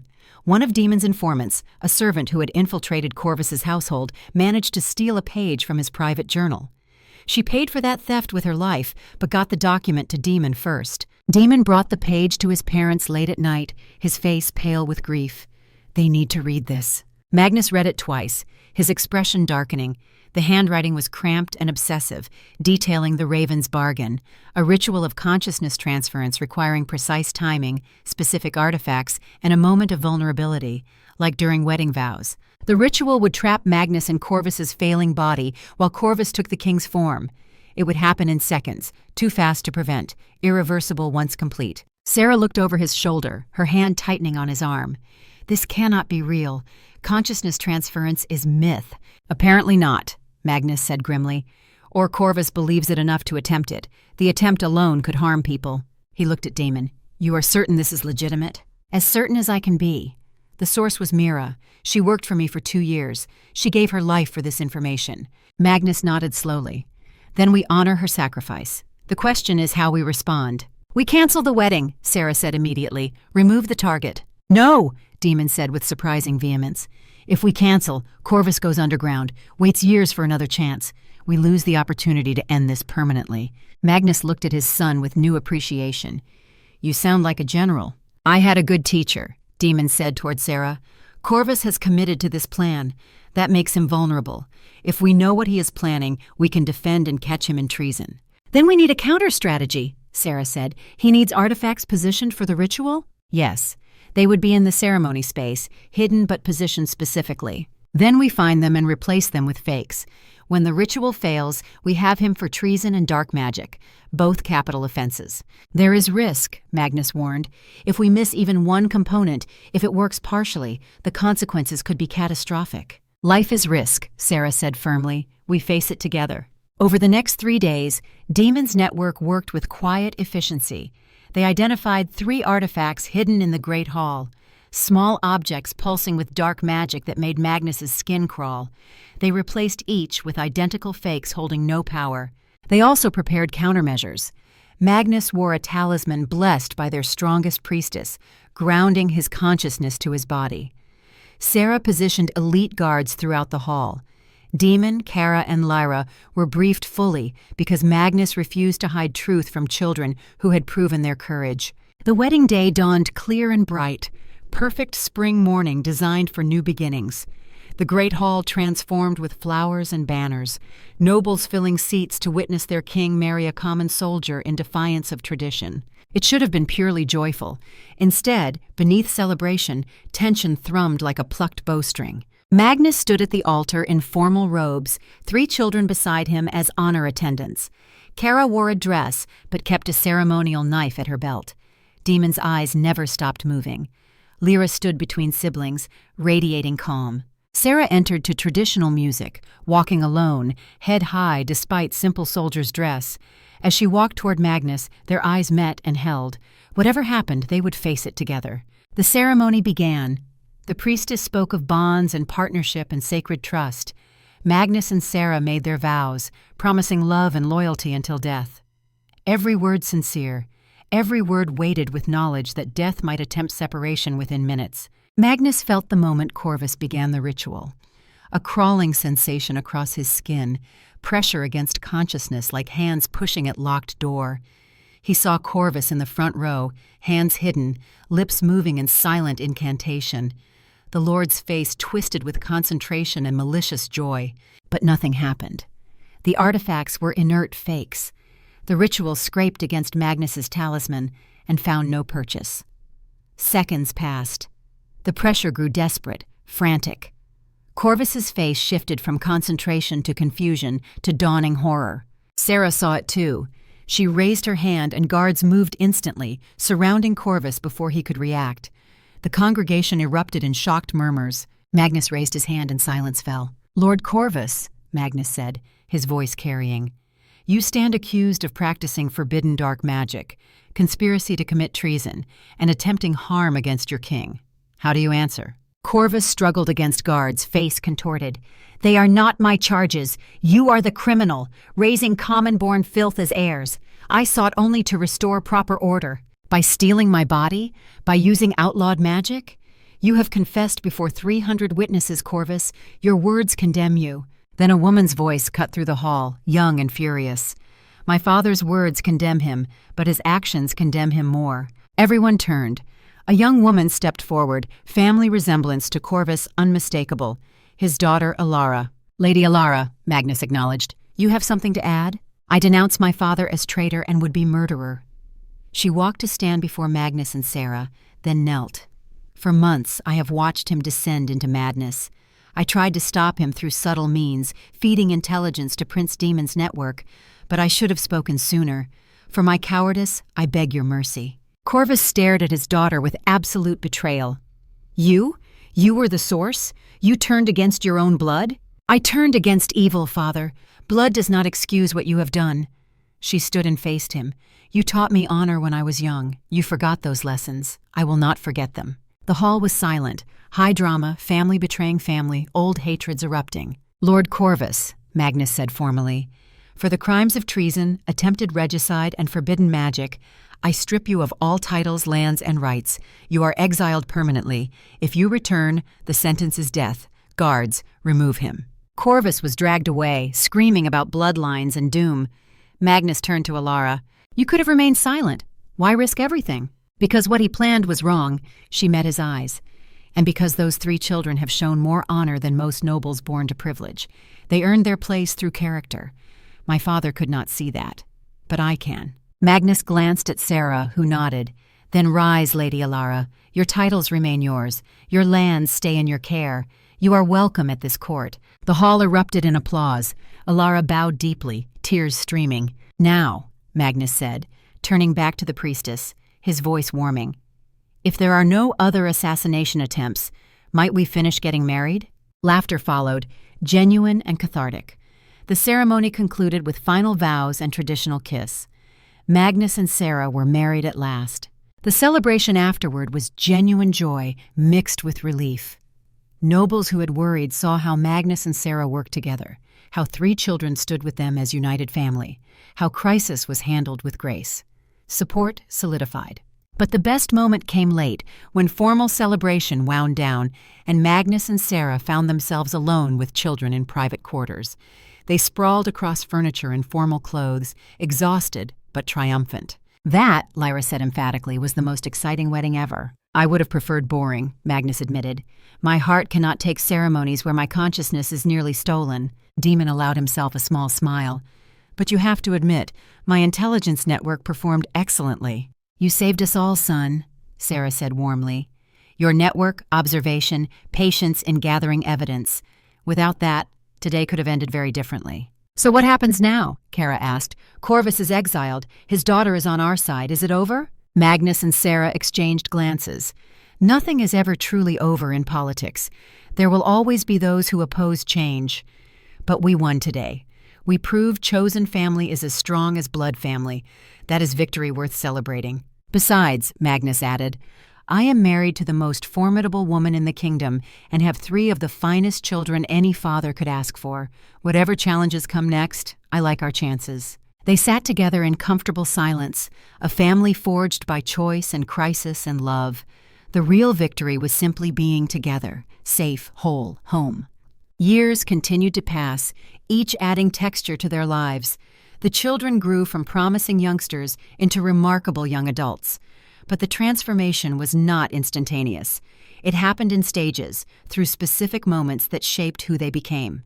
When Kara turned 16, she requested her first solo command, a routine border patrol, nothing dangerous, but a test of her readiness for leadership.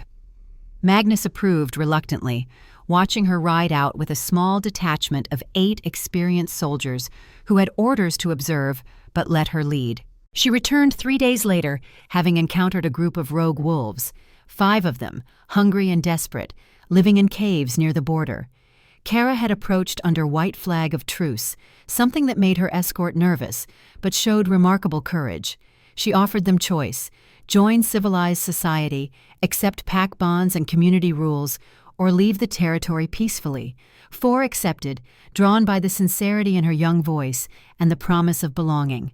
1 attacked, seeing vulnerability in her youth. Kara killed him cleanly, efficiently, her blade finding his heart before he could close the distance. Her training with Bjorn and Sarah had made her lethal, but taking a life was different from training for it. She ordered her soldiers to give the dead rogue proper rights despite his attack. She accepted the 4 survivors into her patrol, and she led them all home. That night, she broke down crying in Magnus's arms in his study. "I took a life," she whispered against his shoulder. "I chose it. I saw his eyes when my blade went in. He was still a person, Father. He had been someone's son once, and I ended him." Magnus held her, letting her cry, understanding exactly what she felt. That is the burden of leadership. Every life you take stays with you. The faces, the moment, the knowledge that you made that choice. It does not go away. I still remember the first man I killed in battle. His name was Garrett. He was 19. I was 18. I dream about him sometimes. "Does it get easier?" "No," Magnus said honestly. "If it got easier, we would become the monsters. We carry the weight because it is right to carry it, because it reminds us that every order to fight, every decision to use force has real consequences for real people. You saved 4 today who might have become killers. You saved your patrol from a threat. You gave mercy where you could and violence only where necessary. That is what good rulers do. But my hand still shakes when I think about it. Mine did too, for years. And Kara, that is not weakness. That is proof you have not lost your humanity. The day taking a life does not affect you is the day you should give up leadership." That conversation became a turning point. Kara threw herself into training with new intensity, but also into diplomacy, learning when to fight and when to talk, when to show strength and when to show mercy, studying the balance that made a warrior into a leader who understood the cost of violence. Magnus watched her grow through her late teens with pride and occasional heartache. She had a suitor at 18, a young noble named Theron who courted her properly and genuinely. Magnus approved of him, but Kara gently declined the match. "I cannot think about marriage yet," she told Magnus. "I need to know who I am before I can build a life with someone else, and honestly, I am not sure I can trust my judgment. Part of me still expects everything to be taken away, like Frostmere taught me." "You will heal in your own time," Magnus assured her. "There is no rush. Build yourself first. The rest will come when you are ready." When Daemon turned 14, Magnus found him awake at midnight in the war room, surrounded by maps and reports. Not homework, intelligence gathering. Daemon had somehow acquired documents from 3 neighboring kingdoms, merchant reports, troop movements, political gossip. He was building a comprehensive network. "You are thinking like the spy master," Magnus observed from the doorway. Daemon looked up, startled, then relaxed, seeing it was his father. "I am thinking like someone who wants to prevent another Frostmere.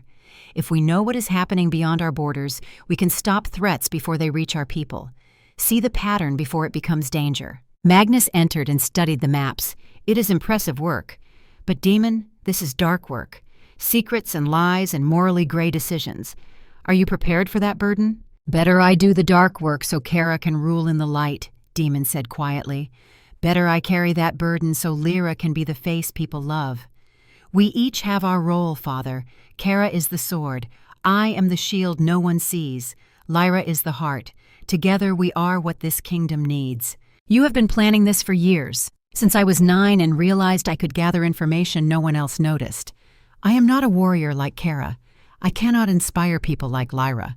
But I can be the warning before the storm, the prevention of wars rather than the winning of them." Magnus sat across from his son, seeing the young man he was becoming.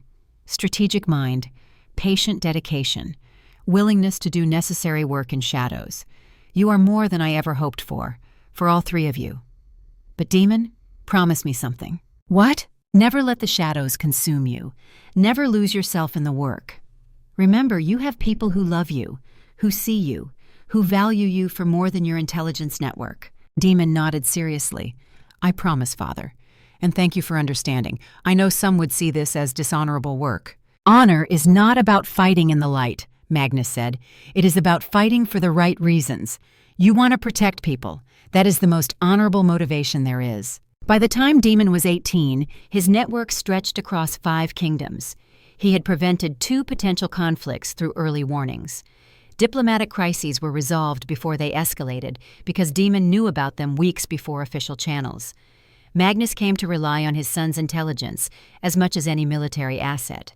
When Lyra turned 15, she surprised everyone by requesting permission to travel, not with guards and nobles, but alone.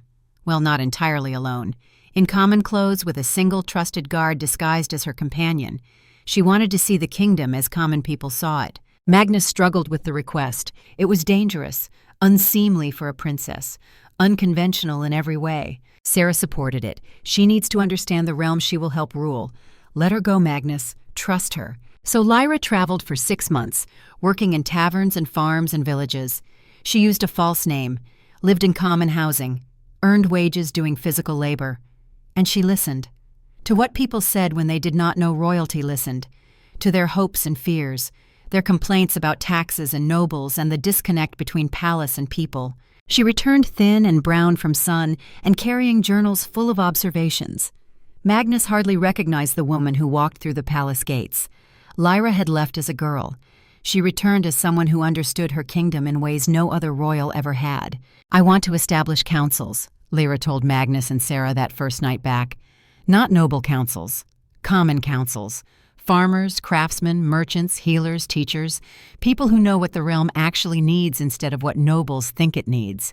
It will be controversial, Magnus warned. Good, Lyra said with a fierce smile that reminded him so much of her mother Kara.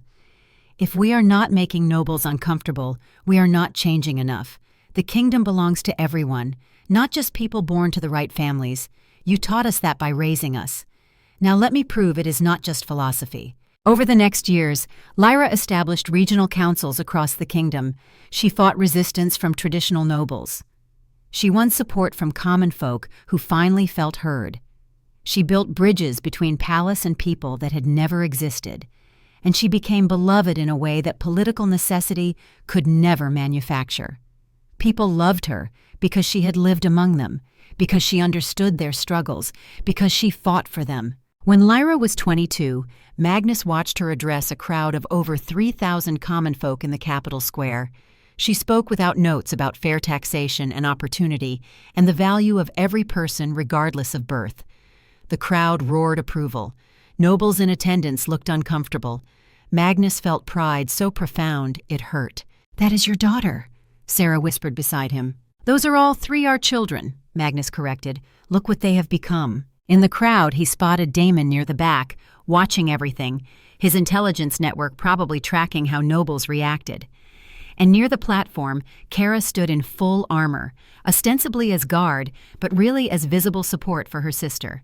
The 3 of them had become exactly what Daemon said years ago: sword, shield, and heart. And gradually, as Kara approached her mid-20s and began taking on more official duties, as Daemon's intelligence network became indispensable. As Lyra's common councils changed how the kingdom functioned, Magnus and Sarah began discussing succession more seriously. Not because Magnus was failing. At 55, he was still strong, still capable, but because he had learned from his father's death in battle. Better planned transition than emergency chaos. Better to pass the crown while he could guide than have it taken by tragedy. One evening, Magnus gathered all 5 in the war room. Maps covered the walls. The kingdom they had built together, improved together, protected together. "I have a question," Magnus said, "and I need honest answers regardless of what you think I want to hear." The 3 children, now grown, looked at him with curiosity and slight concern. Sarah simply waited, knowing her husband well enough to recognize when he had been wrestling with an important decision. "I am considering stepping down as king, not immediately, but within the next 2 years.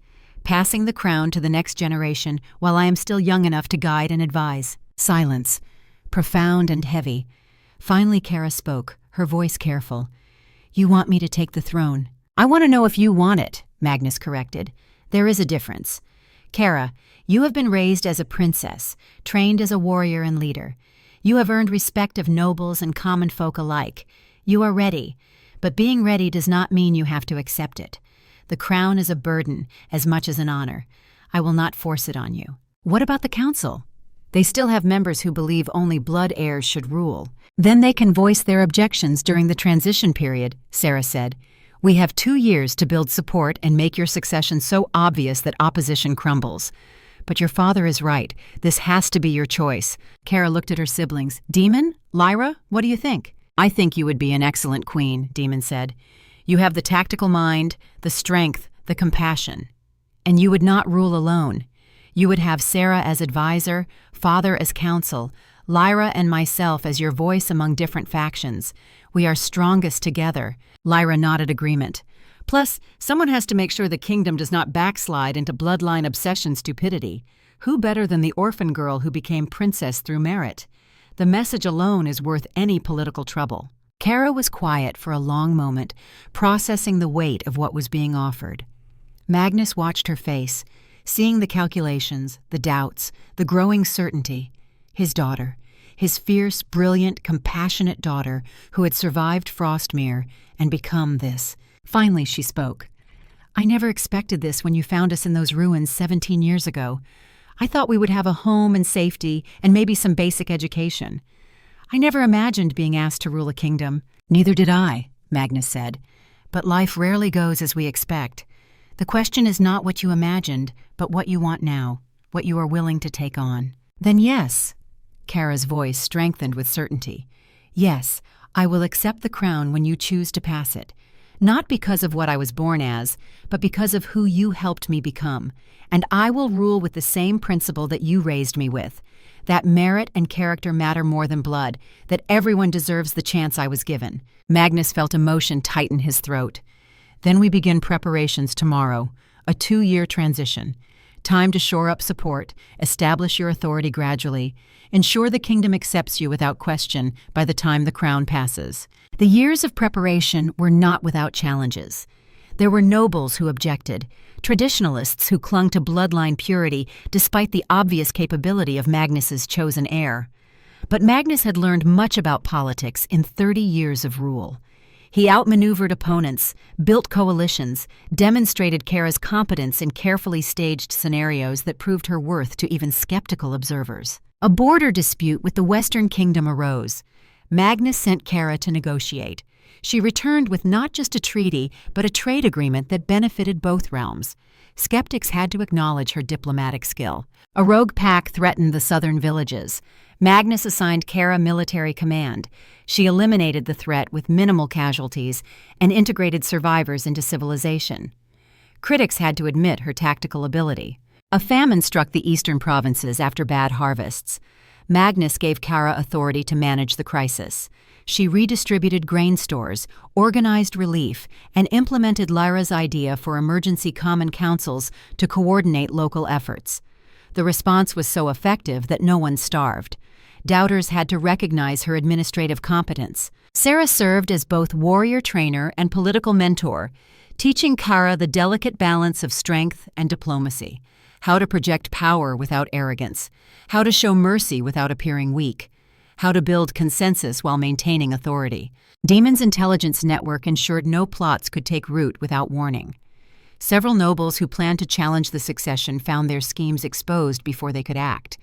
Not through violence, but through careful revelation of their intentions to their own allies, who then withdrew support when they realized the schemes were both treasonous and likely to fail. Lyra became Kara's connection to the common people, beloved and trusted in ways that smoothed the path for acceptance of a commonborn queen. She traveled the kingdom giving speeches about merit and opportunity. Common folk, seeing themselves in the orphan girl who had risen to princess, supported her sister's succession with enthusiasm that made noble opposition politically dangerous. And through it all, Magnus and Sarah stood together, partners in leadership and love, showing by example what a ruling couple could be. Not king and subordinate, but equals working toward shared purpose. It became the model Kara would follow when she eventually took her own partner. 2 years later, on Kara's 26th name day, the kingdom gathered for the coronation of its new queen.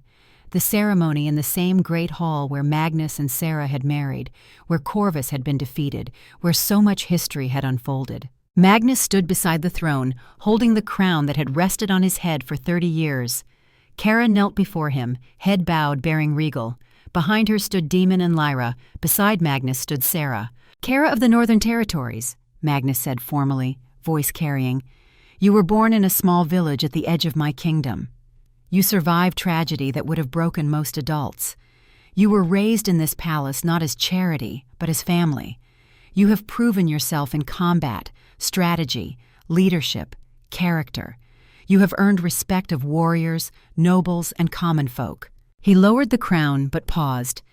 But before I pass this burden, I ask one final time, do you accept this responsibility? Do you swear to rule with justice and mercy? Do you promise to protect all people regardless of birth? Do you vow that character and capability matter more than bloodline? I swear it, Kara said clearly. All of it. I will be a queen who remembers losing everything and being given a second chance. I will rule so every child in this kingdom might have opportunity to rise as I have risen. Then by power vested in me as Alpha King, I name you Queen Kara, first of your name, ruler of the Northern Kingdom. May your reign be long and just and remembered with honor. He placed the crown on her head. It settled as if it had always belonged, as if destiny had been waiting for this moment. Kara rose and turned to face her people. The hall erupted in cheers that shook rafters. Magnus stepped back to stand with Sarah, hands clasped, watching their daughter claim her throne. She was not their daughter by blood, but she was theirs in every way that mattered. They had found her in ruins, they had given her home, and she had become something magnificent. After the public ceremony, the five gathered alone in private chambers that had been Magnus's for 30 years and would now be Kara's. How does it feel? Lyra asked. Kara touched the crown, getting used to its weight. Terrifying. Exhilarating. Right. She looked at Magnus and Sarah. Thank you for everything, for rescuing us, for raising us, for believing we could be more. You made yourselves, Magnus said. We just gave you opportunity and got out of your way. You gave us family, Daemon corrected. That was everything. They stood together in comfortable silence, 5 people who had started as strangers and had become unbreakable. A king and queen who had learned to love again after loss. 3 orphans who had become royalty, not through blood, but through choice and perseverance. What happens now? Lyra asked. Now, Sarah said with a smile, we let Queen Kara rule. Your father and I will advise when asked. But this is her kingdom now, her choices, her reign. And you two? Kara looked at her parents. What will you do? Live, Magnus said simply. We will finally just live. Perhaps travel. Perhaps spend time in the countryside. Perhaps simply enjoy being together without crown weight. We have earned that. You have earned everything, Kara said. And more than that, you have given us everything. A home, a family, a future. She pulled them all into embrace, these 5 people who had found each other through tragedy and built something beautiful from ruins. Thank you for choosing us. We would make the same choice every time, Magnus said, voice thick with emotion. Every single time. They stood as sun set through windows, painting the room gold and amber. Outside, the kingdom celebrated its new queen. Inside, 5 people who had been broken and had healed each other simply held on, grateful for every moment that led them here. The orphans had become royalty. The widower had learned to love again. The warrior woman had found family. And together they had proven that bonds forged by choice were stronger than any bloodline. Years later, when Magnus was old and gray and Sarah's hair had turned silver, they would tell the story to Kara's children, grandchildren, by love if not blood. They would speak of winter and ashes, of promises kept and families built, of courage it took to open your heart when it had already been broken.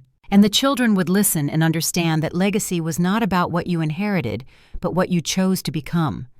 That nobility came from character, not circumstance, that love could heal even deepest wounds if you were brave enough to let it. The Wolf King and his Raven Queen lived long and well, their later years filled with simple joys they had been denied. They watched their children thrive and their kingdom flourish, and they knew, beyond doubt, that the choice made in Frostmere ruins all those years ago had been right. Not just for 3 orphaned children, but for a king who had forgotten how to be human, and a warrior who had forgotten how to hope, and a kingdom that had needed to remember that compassion was not weakness, but the highest form of strength. They had all been saved that winter day, not just the children, but Magnus and Sarah too, saved from loneliness and grief and slow death of living without purpose. They had saved each other, and in doing so, built something that would outlast them all. A legacy of love, a kingdom transformed, a family that proved blood meant nothing compared to choice. And in the end, that was everything.